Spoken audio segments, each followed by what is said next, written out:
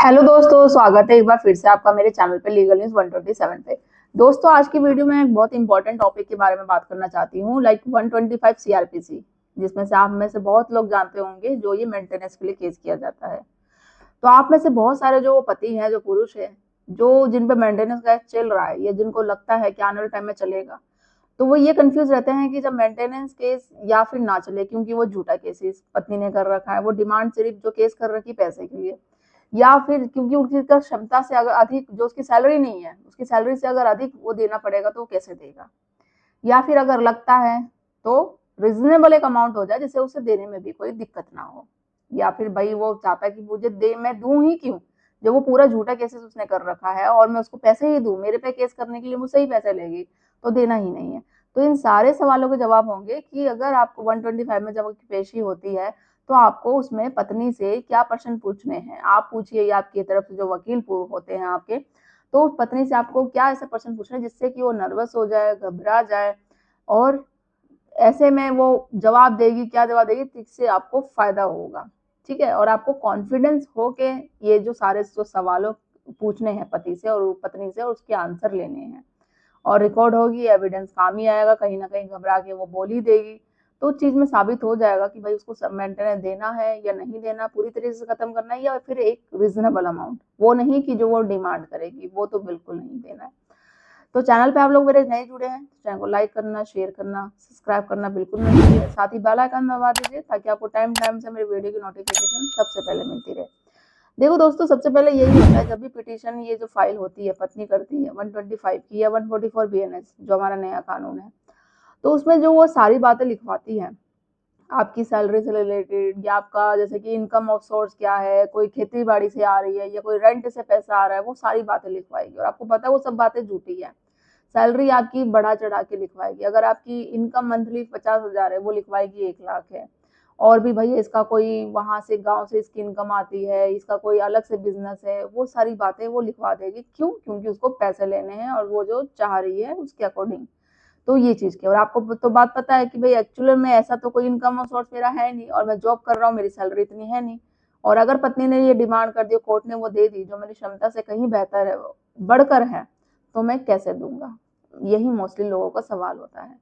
बस देना है तो चलो कोई बात नहीं, मैं देने को भी रेडी हूँ, बट एक ऐसा रीजनेबल अमाउंट हो जिससे मैं दे सकूँ, क्योंकि मेरे पे भी लाइबिलिटी है, मेरे और भी खर्चे हैं, मेरी और भी जिम्मेदारियां हैं, मेरे माँ बाप की, उनका, तो वो भी सब देखना है।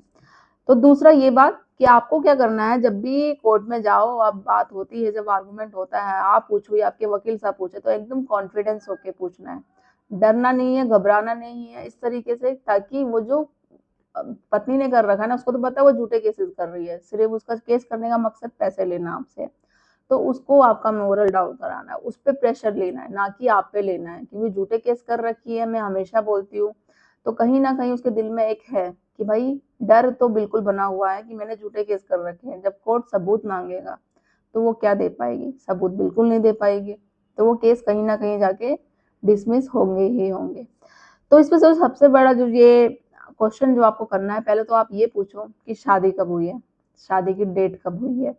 ठीक है, उसके बाद कि भाई ऐसा डिस्प्यूट क्या था, आखिर क्या लड़ाई झगड़ा हुआ था कि जो आप ससुराल छोड़ के मायके में चले गए, तो वो बताएगी कि भाई ऐसा है, और नहीं होगा तो फिर क्या आपके साथ जो डिस्प्यूट बता रहे हो, क्या मारपीट भी हुई है, पति ने मारा, ये सास ससुर, किसने मारा आपको घर से? ठीक है, और इसके बाद नेक्स्ट क्वेश्चन आप ये पूछो कि आपकी तरफ से भी कोई गलती हुई है, आपने भी कुछ तो बोला होगा, कुछ किया होगा, जिस तरीके से ये डिस्प्यूट हो गया, आप ससुराल छोड़ के घर में आ गए, आखिर इतनी छोटी सी बात थी जो इतना बड़ा हो गया, इतना बड़ा इशू बन गया कि जो आप कोर्ट कचहरी में आज खड़े हो, तो कोई तो बात होगी, तो वो बताएगी बिल्कुल, कहीं ना कहीं बताते चले, चलो वो आगे बताते होते शादी बता दी, डेट बता दी, वो बताएगी, झूठे भी चीजें बताएगी, फिर आगे आगे जाके वो नर्वस भी होगी। तो भाई आपके पास कोई सबूत है, कैसे गए? चलो फिर नेक्स्ट क्वेश्चन ये पूछो, जब आप अपने ससुराल से लड़ाई झगड़ा करके जा रहे थे तो कैसे गए, ट्रांसपोर्ट किस तरीके से गए? और जो आमतौर पे जो महिलाएं बताती है, ये आरोप लगाती है कि मुझे धक्के मार के निकाला गया, ठीक है, धक्के मार के निकाला गया, आस पड़ोस में किसी ने देखा होगा, कैमरे में देखा होगा, या फिर क्या आपने कोई कंप्लेंट नहीं करी? अगर आपके साथ डिस्प्यूट होता था, मारपीट करते थे, टॉर्चर करते थे, आपने पुलिस तो कोई कंप्लेंट करी होगी, कभी तो कंप्लेंट करी होगी कि नहीं करी होगी? अगर आपको चोट लगी है, मारपीट हुई है, तो आप डॉक्टर के पास गए होंगे, कोई मेडिकल होगा आपके पास कि आप कोर्ट में साबित कर पाओ,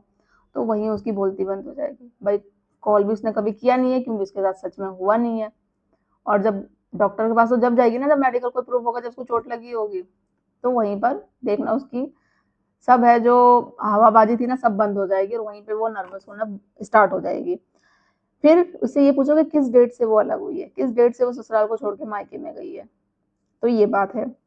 साथ में ये भी पूछो, जब आप जा रहे थे ससुराल छोड़ के, आप कह रहे हो लड़ाई झगड़ा हो रहा था, तो क्या आपके मायके वाले भी वहां आए थे? और जब आए थे तो क्या लड़ाई झगड़ा हुआ था आपके मायके वालों ससुराल वालों के साथ? तो ये चीजें। और मेंटेनेंस के अलावा आपने और कौन कौन से केसेस कर रखे हैं पति पे ससुराल वालों पे, तो वो चीजें पूछो। क्योंकि होता क्या है ना, अगर जब वो 498 का केस कर रही है या डीवी का, और मेंटेनेंस में यहाँ वो अलग बात बोल रही है, डीवी में अलग बोल रही है, 498 में अलग बोल रही है, तो हर में तीनों में अलग अलग स्टेटमेंट रिकॉर्ड जाती है। वहां पे बोल रही है नहीं मैं तो खुद लड़ाई करके चली गई, दूसरे में बोल रही है कि भाई मुझे धक्के मार के निकाला गया, या नहीं मुझे ऐसा नहीं किया गया, कोई कारण नहीं बता रही, तो हर में स्टेटमेंट अलग अलग हो गई। तो आप वो स्टेटमेंट वो उस दूसरे केस में भी आपके लिए बेनिफिट है, आप वो दे सकते हो कि देखो उसने तो यहाँ पे ये बोला है कि वो अपनी मर्जी से गई है, यहाँ पे ये बोल रही है कि हमने इसको मारा है, निकाल के धक्के मार के निकाल दिया, तो ये फायदा होगा। और इसके अलावा कि अगर बच्चे हैं आपके केस में, तो बच्चे किसके पास है, वो बोलेगी मेरे पास है, तो ठीक है, बच्चे अगर आपके पास है तो आपके बच्चे आपके फादर पति से मिलने देते हो, तो खुद ही बता देगी। बच्चे ने तो फादर ने तो मिलने का वो विजिटिंग राइट भी दे रखा है, वो मेंटेनेंस भी तो चलो देने को रेडी है, अभी तक वो मेंटेन कर ही रहा था, हर चीजें कर रहा था, तो फिर आप बच्चे को क्यों नहीं मिलने दे रहे हो? तो बच्चे के लेके कैसे आप परवरिश करोगे जब पति पैसा नहीं देगा, या जो भी है किस तरीके से करोगे? उसकी क्वालिफिकेशन पूछो, जॉब करती है, सैलरी क्या है उसकी। कुछ कुछ केसों में क्या होता है, जब वो क्वालिफिकेशन बता रही है तो जैसे नॉर्मल बता दी उसने 12th या ग्रेजुएशन बता दी, पोस्ट ग्रेजुएशन, तो इसके अलावा भी और कोई आप कोर्स कर रहे हो, तो बोलेगी हाँ।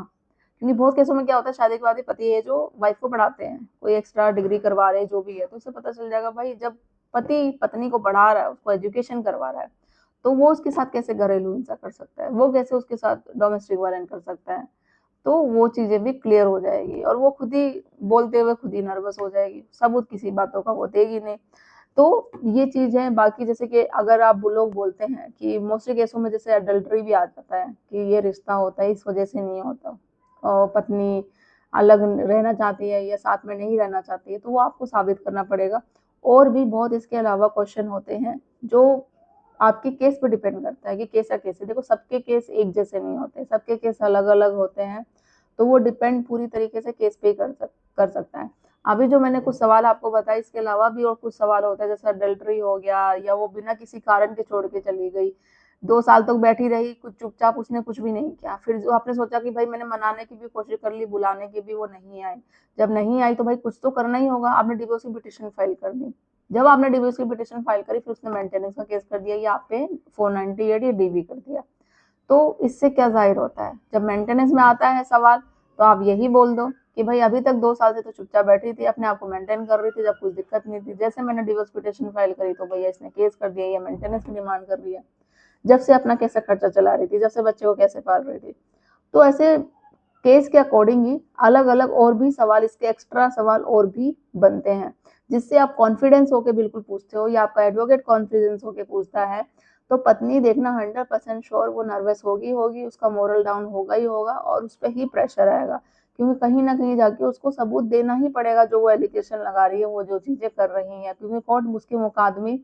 जो वो चाहती है वो पैसे नहीं दिलवाएगा। पैसे इंक्रीमेंट ना जब भी डिसाइड होता है जब पति और इनकम दोनों की देखी जाती है, और क्या है क्या नहीं, और आप नहीं देना चाहते हैं या रीजनेबल अमाउंट पे देना चाहते हैं, तो इसके लिए आपको ये सवाल पूछने पड़ेंगे, सबूत भी देना पड़ेगा कि भाई पत्नी जॉब करती है क्या नहीं। बाकी मैं वैसे डेली अपडेट करती रहती हूँ, आपको मेंटेनेंस ना देने से बचने के लिए या जीरो करवाना है, आप मेरे चैनल पे जाओ देखो, आपको बहुत सारी चीजें मिल जाएंगी जो प्रैक्टिकल होते हैं और कानूनी होते हैं, जो आपको बहुत हेल्प करेंगी। तो आशा करती हूँ वीडियो पसंद आई होगी, आपको कुछ सीख मिली होगी, और कुछ रह गई होगी क्वेश्चन या कुछ पूछना चाहते हैं कमेंट में करके पूछ सकते हैं, या अपॉइंटमेंट बुक करके कॉल पे बात कर सकते हैं। तो ज़्यादा से ज़्यादा लोग तो शेयर कर दीजिए, चैनल को सब्सक्राइब करना बिल्कुल मत भूलिए। जल्दी मिलती हूँ मैं कैसे इन्फॉर्मेटिव वीडियो से, तब तक के लिए थैंक यू।